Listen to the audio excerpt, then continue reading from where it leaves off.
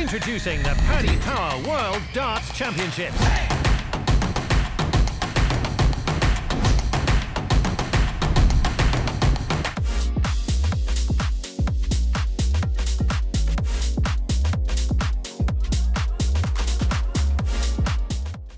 Welcome back to Online Darts, everyone. We're here in central London for the Paddy Power and Son World Championship preview.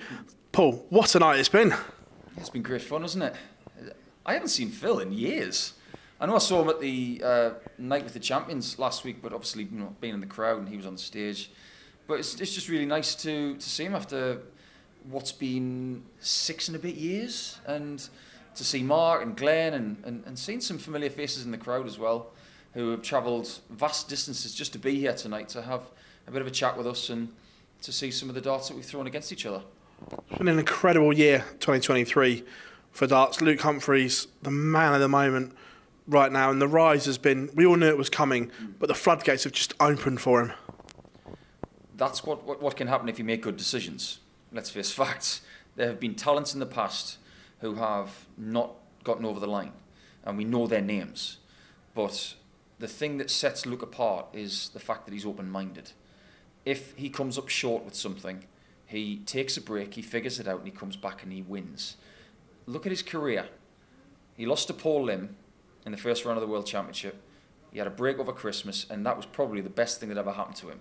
Because when he came back, he was fresh, and he said, I'm going to figure out my floor game. He figured that out. And then the following year, he figured out how to win. And then winning has become a habit since then. And look at the amount of finals he's been in over the last couple of years. Everything's encouraging. The way he beat MVG in that final at Minehead, the last one before the World Championship, I get winning the others are special, but beating Michael in a final doesn't happen very often. And ahead of Ali Pali, he is favourite. Does that give him the confidence to go to Ali Pali and become a world champion? Yeah, I think it probably does.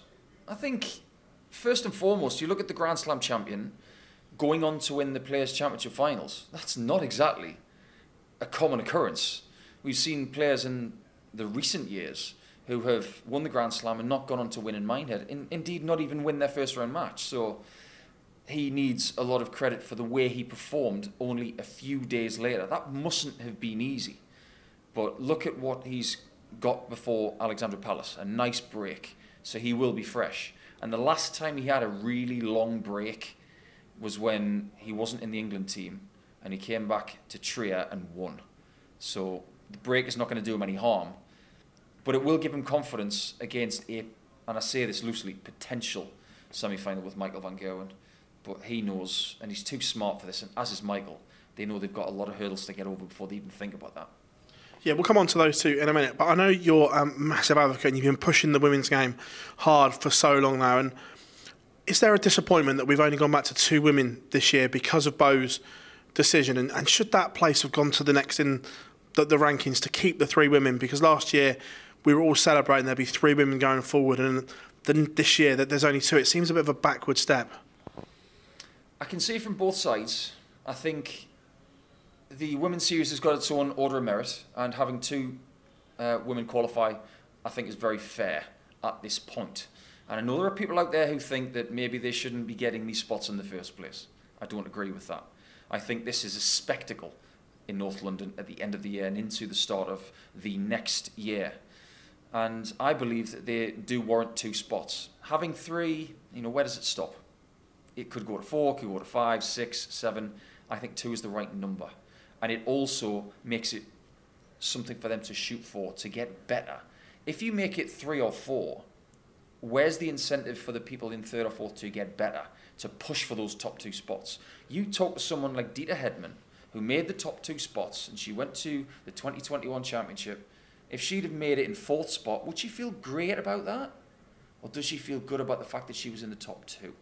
I think you're more confident going into a championship like that and your chances of winning in the first round by making the top 2, like Fallon and Makuru have. I want to get your opinion on not just Bo's decision this year, but going forward. The fact that the BDO World Championship now comes first in chronological order suggests to me that going forward that stance isn't going to change at the PDC, that they're going to have to pick. And Bo has been so dominant in the PDC women's game.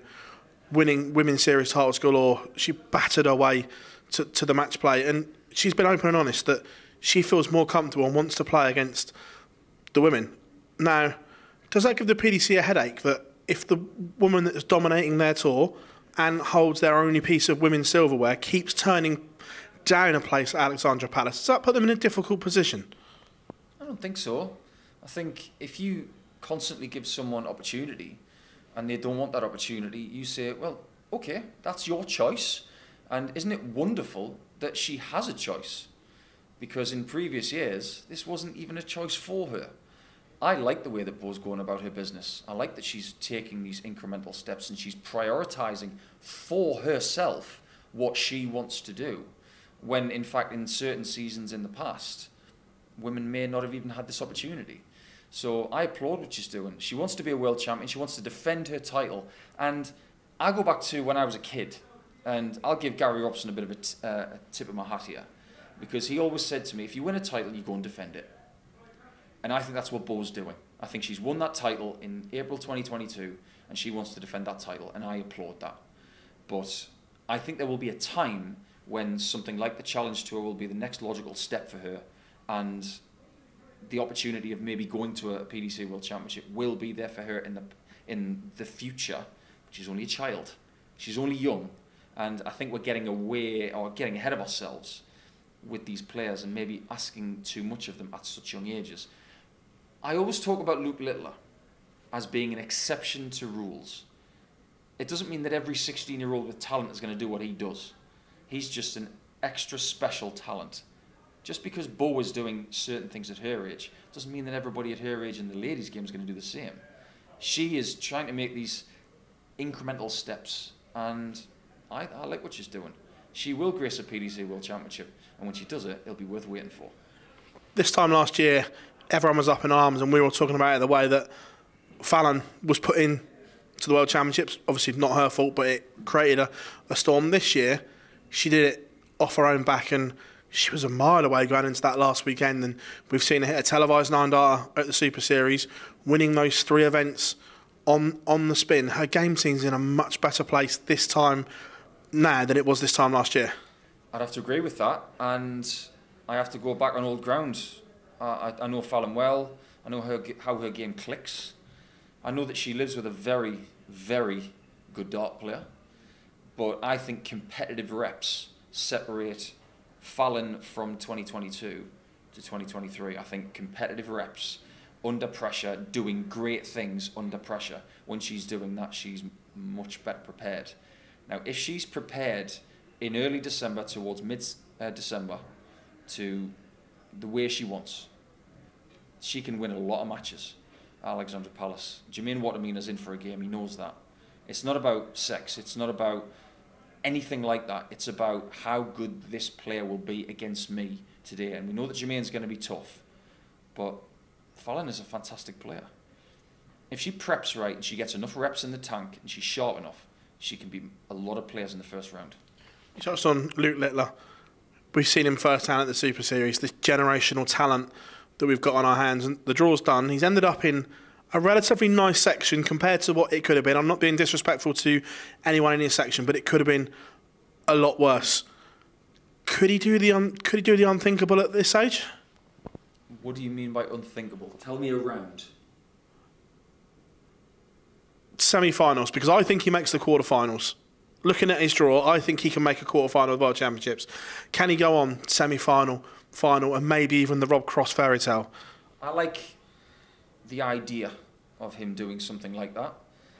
If it was to happen, the amount of pressure that would be levelled on him would be immeasurable, because it would probably be more than Rob Cross ever got because of his age and the story. I personally think that round 3 would be an amazing World Championship for Littler. If you look at the scheme of that section and you look at Christian Kist, that is a phenomenal first round draw based on how Christian feels right now and the way he played at the Players. Luke will probably gobble him up and think that this is my game to win. And if he gets confidence from a good performance and a win there, Andrew Gilding has got a nightmare on his hands, an absolute nightmare.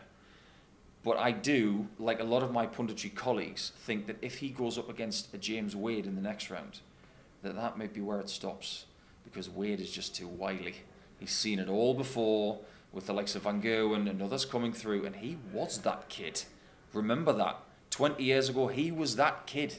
He knows how Luke would feel in that situation, and he would know how to gazump it if it came. Where do you think Michael Van Gerwen's game is right now? Because we saw him at the Premier League win. We saw him back to his very best in Poland. But since then, it's been very hit and miss. The consistency level seems to have gone. When he gets it right, it's still brilliant. But it just doesn't seem to be there all the time. Where do you feel his game is right now? I think if his game is up enough, he's going to win a lot of sets. And we have to understand that most of the year, we don't play sets. And look at what Michael Van Gerwen did last year. It was a good season. It was a great season, don't get me wrong. But is it as good as some of the other seasons he's had? No, it wasn't. But when it comes to set play, straight format, straight start format like it is, he's just one of, if not the best player in the world at that format. And when you see new winners of the Grand Prix, you think, okay, well, maybe they can go on to win multiple Grand Prix. Someone who wins the Slam, they can go on to win multiple Grand Slams because they can play best of 31 legs. Just because you can win best of 5 sets doesn't mean you're going to win the world title. But when you look at someone who can win over best of 31 legs, or possibly best of 9 sets, then they can be a world champion. This is what Michael's got. Michael's got this strength at playing long format set play better than most. And that's why I think he goes very far. Does he win it? He does for me. I think we could be in for a blockbuster semi-final between Humphries and MVG, and sign me up for that, please. I'd like to see Gary go far. I don't think his career's done by any means, and he's proven it this year. And when he's got the bit between his teeth, we know what he does. He cashes big. He's a bit like Phil Hellmuth in the World Series of Poker. When he gets his cap down, his shades on, and make no mistake, he's got his cap on and his shades on right now. He wants to cash big for later in his life, for his kids, for his family, for his legacy as well. There's legacy on the line here for Gary. 3 world titles puts him at the top of the tree in Scotland's history. Nobody from Scotland has won 3 world titles. Not Peter Wright, not Jackie Wilson. If he wins a 3rd, that will be immense for his legacy, and he would love 500 grand. You and I both know that. On Gary, it's amazing that he looked done. 2 years ago, it looked like Gary Anderson was just going to drift off into the sunset, and we remember a remarkable player. But this reincarnation of Gary looks different. We've had false dawnings of Gary comebacks, but he's gone to play on the Euro Tour this year. He's got back into the top 16 in the Pro Tour Order of Merit. This is like the Gary of 15, 16 we're seeing right now, and that's a scary prospect. If he was to go on and win a 3rd world title, for you, where does he rank on that all-time list? Well, he's top 5 already, in my opinion, talent-wise and what he has won. But he's been winning now for a period of over 20 years. Longevity has to come into it. And we talk about the likes of King and Beaton and others who have had long careers, but have they won what Gary's won? No, they haven't, with all due respect to them. But if he was to win a 3rd world title, he would definitely jump above John Law. He would he's already above John Part because of what he's won compared to John. I think most people would probably have him above John. But I think that Gary's, talent-wise, up in the top 1% of players that have ever been seen. We all know what he can do at 180s, but it's desire. That's what he needs. And Gary and I have spoken many times this year, somewhat friendly and somewhat not so friendly at times, because people like me with a microphone and a social media account have said, we're not sure where he's going, but the moment we say we aren't sure, he thinks, I'm going to put you in your place. Yep. Which is one of the reasons why a lot of us have been very quiet lately. Because if we poke the bear, and Gary being the bear, watch out for the claws. And I think those claws are very sharp. Are you worried about the defending champion and world #1 right now? Because Michael Smith's game doesn't seem in a particularly good place right now. I've had a lot of first-round exits in tournaments since the equipment change. I know he says it's not the equipment, but you can't help but put 2 and 2 together and think that, is it at the back of his mind? Is he thinking that these doubles go in with the old ones and things like that? And where do you think he is ahead of Alexandra Palace? How many times have we had this conversation about the equipment? Because when MVG signed with Winmore, and he won the UK Open, and then things didn't go his way for a few months, we said it's the darts. Well, it was never the darts. It was about just getting the formula right. It's not just about equipment. It's about mindset. It's about preparation. And for me, Michael Smith's year is all about preparation. How hard did he work for the first Grand Slam win? Because I'm sure he'll probably win it again. How hard did he work for his first world title? His foot has come off the gas this year. Whether it's around the time when he signed with Shot, or whether it was after Munich when he won on the European Tour, but the foot has definitely come off the gas. He's not the same sort of player that he was at the end of 2022, going into early 2023. Changes have been made, yes, but I think it's more to do with the preparation side of things than the equipment. He's admitted that. The moment he cracks the prep, the moment we see Bully Boy again. It's as simple as that. Couple of things before I let you go. Premier League. First of all, were you surprised that they kept the formula the same with the 8 players and knockout each week? And I think most of us agree that 7 spots seemed locked up and they may only be shooting for one place. And who do you think's in pole position right now? It's, December? Yeah. It's early December, let's put it that way. There's still another month to go. Anything can happen to the World Championship, we know that. This time last year, none of us thought that Dimitri was going to be in there.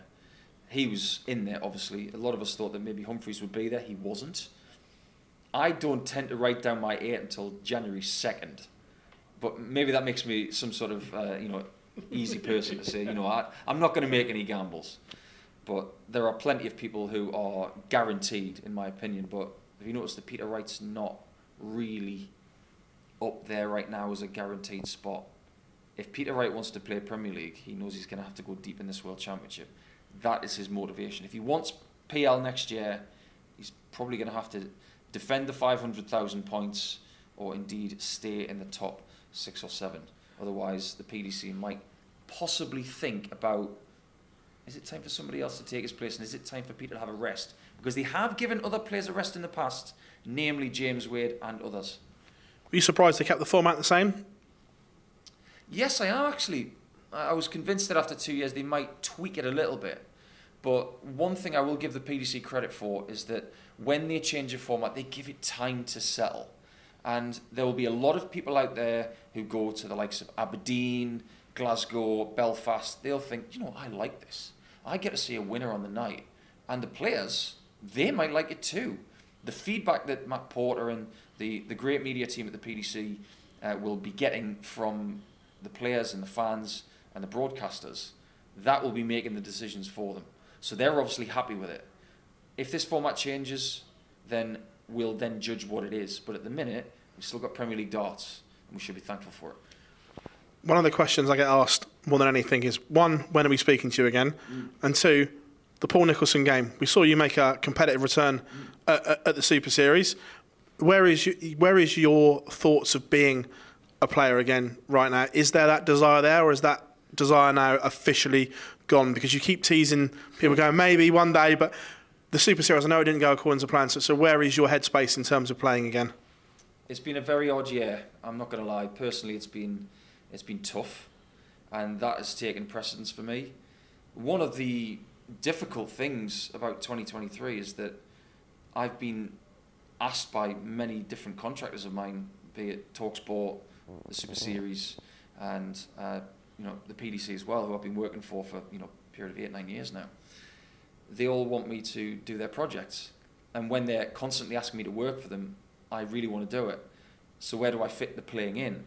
What I want to do in 2024, and I know I've said this before, I'd like to fit in a little bit of playing, maybe more than 2023, because what nights like this prove is that I still enjoy playing in front of people.